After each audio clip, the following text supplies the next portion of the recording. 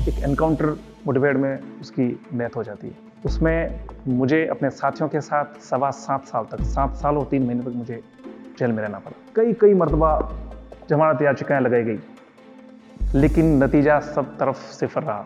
एक 6/7 की जो कोटली है, उसके अंदर आप अपने आप को कैसे सर्वाइव कर सकते हैं? क्रिमिनल्स के अंदर वर्दी की साख को बचाए रखना कितना महत्वपूर्ण था। तो सभी ने सोचा कि मैं टूट चुका हूँगा, उतना मैं कर पाऊंगा।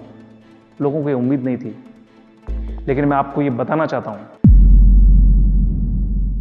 क्या कभी आपके साथ ऐसा हुआ है कि आप खाने की प्लेट लेके बैठे हैं और खाने के पहले निवाले में कोई ऐसी अनवांटेड चीज आपके खाने में आए, जैसे छिपकली की पूंछ हो, दाल में कोई कंकर पत्थर हो, कोई मरे हुए चूहे की हड्डी हो, और आपको खाना छोड़ना पड़े, और यहां तक आप किसी को शिकायत तक नहीं कर सकते? क्या ऐसा कभी हुआ है आपके साथ? मेरे साथ हुआ है। 1-2 नहीं, कई बार हुआ है। उसके बावजूद भी मैं आज उसी दृढ़ता से आज यहां खड़ा हूं और ये बताने के लिए यहां आया हूं। नमस्कार दोस्तों, मेरा नाम हिमांशु सिंह राजावत है और मैं राजस्थान पुलिस में एक इंस्पेक्टर हूं। मैं अपनी कहानी की शुरुआत करूं तो शुरू होती है राजस्थान के पाली जिले के एक छोटे से गांव भीटवाड़ा से, जहां पे हम परिवार में करीब 7 लोग हैं और मेरे पिता एक शिक्षक हैं। हम 5 भाई बहन को जहां तक संसाधन मौजूद थे, उन्होंने पूरी कोशिश की कि हम पढ़ लिख के काबिल बन जाएं। उस समय में इतने बड़े परिवार की जिम्मेदारी का खर्च उठाना अपने आप में एक चुनौतीपूर्ण था, लेकिन उन्होंने पूरी कोशिश की कि हम काबिल बने, अच्छे बने। मेरे गांव में एक अजीब सा ट्रेंड था कि 10वीं 12वीं जैसे ही पास करता तो वो लड़का कमाने के लिए साउथ में चला जाता था, कभी मुंबई, कभी मद्रास, अलग अलग बिजनेस में काम करने चला जाता था। लेकिन मेरी सोच थोड़ी सी इनसे डिफरेंट थी। मैं चाहता था कि मैं सरकारी सेवा में जाऊं और सरकारी सेवा के साथ मेरी चॉइस थी कि मैं यूनिफॉर्म सर्विस ज्वाइन करूं। मैंने अपनी 12th की पढ़ाई पूरी की और उसके बाद उदयपुर शहर में पढ़ने गया। उस समय में मुझे उदयपुर शहर में पढ़ने के लिए जाना मेरे लिए एक बहुत बड़ी बात हुआ करती थी। उसका खर्च वहन करना और वहाँ रह के पढ़ना, हॉस्टल में पढ़ना था, बहुत मुश्किल था। लेकिन फिर भी माता पिता ने मुझे वहाँ उदयपुर भेजा और मैं उदयपुर में एक हॉस्टल में रहा, हाथ से खाना बनाता, और मैंने अपनी ग्रेजुएशन की डिग्री पूरी की।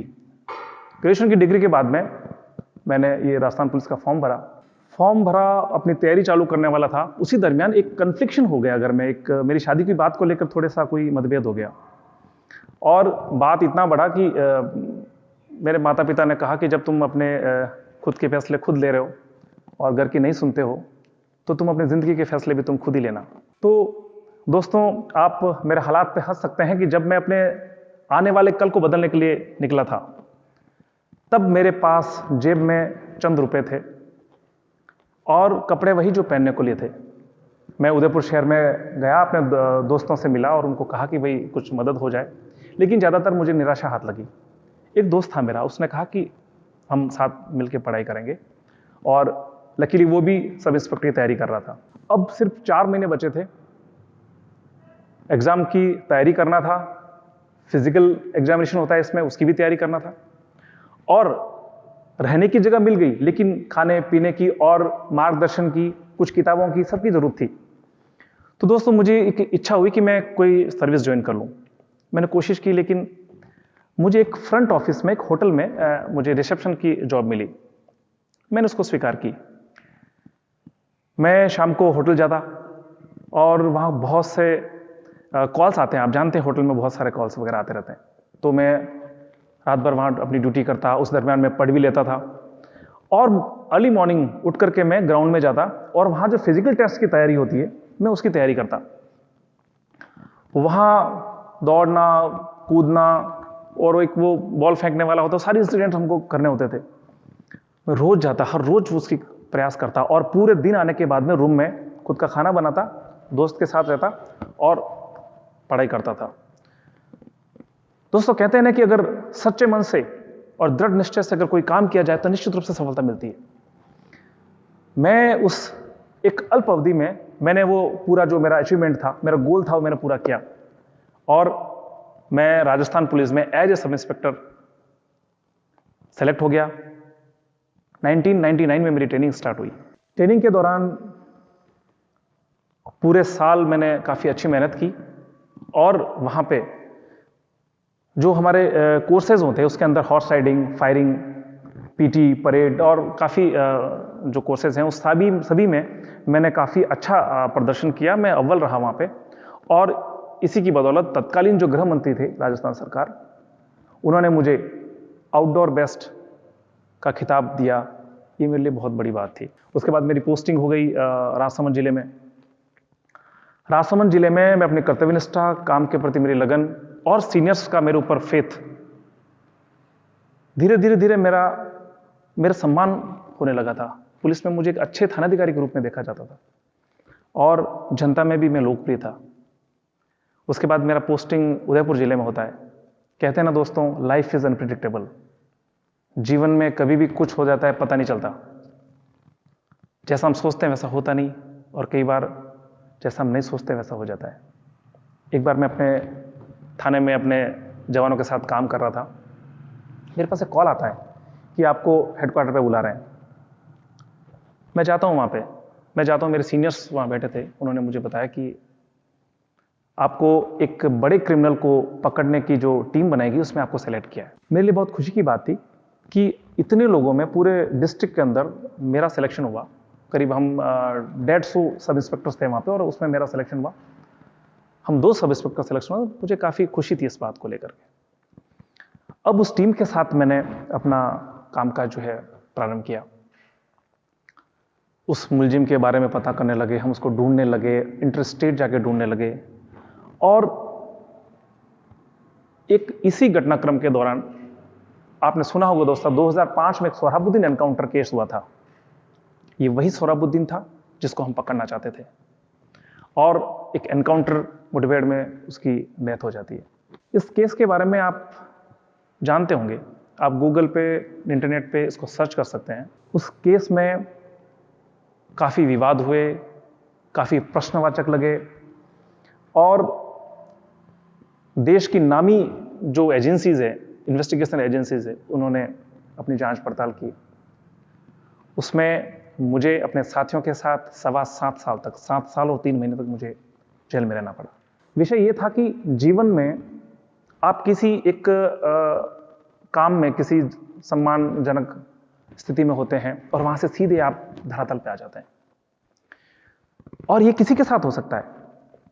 आप अपनी जॉब कर रहे होते हैं, आप किसी बड़े क्रिमिनल को पकड़ना चाहते हैं, और वहां गए, और उसके बाद में ऐसा इंसिडेंट होता है, और उसके बाद में आप जेल में हैं। दोस्तों, sessions court, high court, supreme court, कई मर्तबा जमानत याचिकाएं लगाई गई, लेकिन नतीजा सब तरफ सिफर रहा। सुप्रीम कोर्ट ने केस को मुंबई ट्रांसफर कर दिया। वहां जब हमारा पूरा केस ट्रांसफर हो गया, तो हम सब कैदियों को भी वहां लेके गए। पूरा केस के जो सारे हमारे एक्यूज थे, हम सब लोग वहां गए। तो वहां मुंबई में एक सेंट्रल जेल तलोजा है, काफ़ी बड़ी जेलों में से है इंडिया की। उसमें एक हाई सिक्योरिटी जोन है, अंडा सेल बोलते हैं जिसको, ओवल शेप में उसका वो होता है शेप। तो वहां में रखा गया। आप बड़ा ताजुब करेंगे कि जहां हम रहे वहां एक तरफ हम पुलिस वाले थे, और एक तरफ देश के टॉप लेवल के क्रिमिनल्स थे।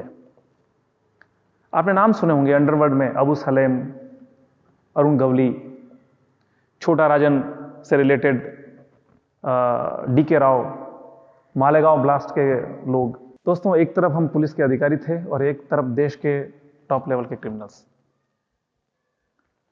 आप ये मान सकते हैं कि एक क्रिमिनल्स के अंदर वर्दी की साख को बचाए रखना कितना महत्वपूर्ण था।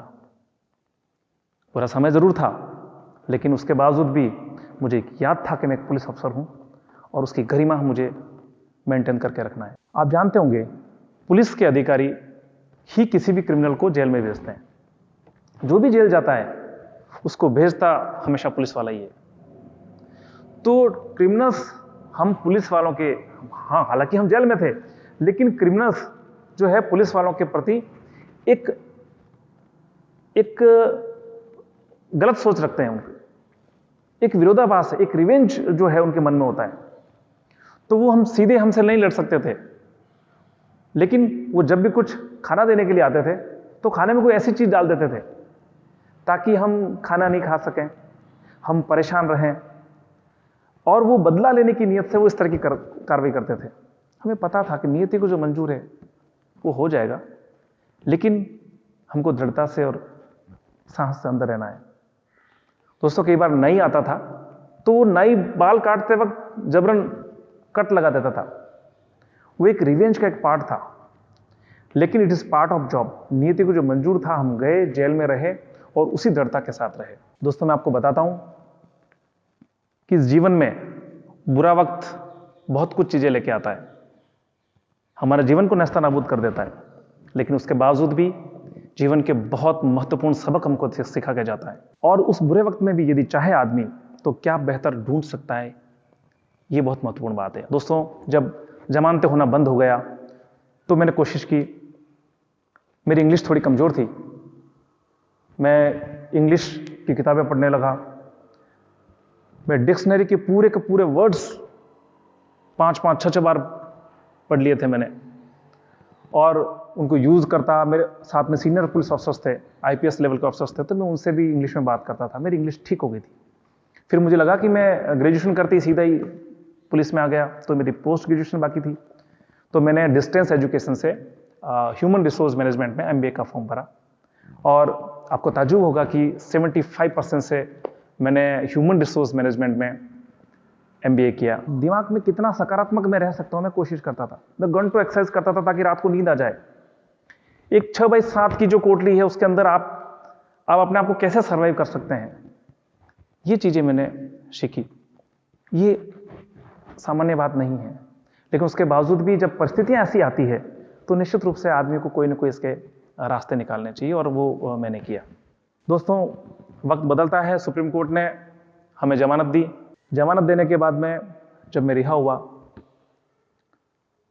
तो सभी ने सोचा कि मैं टूट चुका हूंगा, मैं अपने आप को बदल चुका हूंगा। अब मेरे में वो क्षमता नहीं रही होगी कि मैं पहले जितना अच्छा काम करता था पुलिस के लिए उतना मैं कर पाऊंगा। लोगों को ये उम्मीद नहीं थी, लेकिन मैं आपको ये बताना चाहता हूं कि मैं दुगनी जोश, ताकत और ऊर्जा से वापस लौटा और मैंने कोशिश की कि मैं जो पुलिस को देता था उससे भी बेहतर देने की कोशिश करूं, और मैंने दिया भी।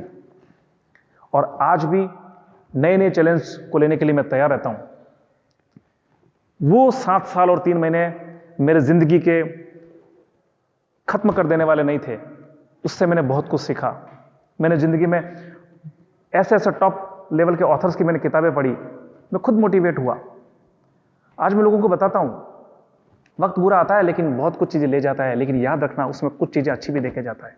आप चाहो तो उसमें अच्छी चीजें ढूंढ सकते हो। मैं लौटा, मेरा प्रमोशन हुआ, सरकार ने वापस मुझे पोस्टिंग भी दी और वक्त बदला। उसके बाद मुझे उस केस से भी बरी होना था। पुलिस की नौकरी के साथ साथ हमने 4 साल तक पूरे केस की स्टडी की, केस पे फोकस किया और बॉम्बे पेशी पे जाते थे नौकरी से। और आपको बताऊं, उस केस में मैं बाइज्जत बरी भी हुआ। ये बहुत बड़ी बात थी हमारे लिए, पुनर्जन्म जैसी बात थी। एक तरफ हमारे ऊपर ट्रिपल मर्डर का केस था और एक तरफ हम पुलिस के काम कर रहे थे। ये बहुत महत्वपूर्ण बात थी। केस से हम जीते। और दोस्तों, यही सीखा कि कई व्यक्ति बुरे वक्त में टूट के बिखर जाते हैं और कुछ लोग संभल करके निखर जाते हैं। जीवन में बुरे वक्त आते हैं, जीवन कभी भी एक जैसा नहीं रहता, लेकिन इस बुरे वक्त में आप क्या बेहतर कर सकते हैं वो आप पे निर्भर करता है। अंत में मैं आपको एक बात कहना चाहूंगा,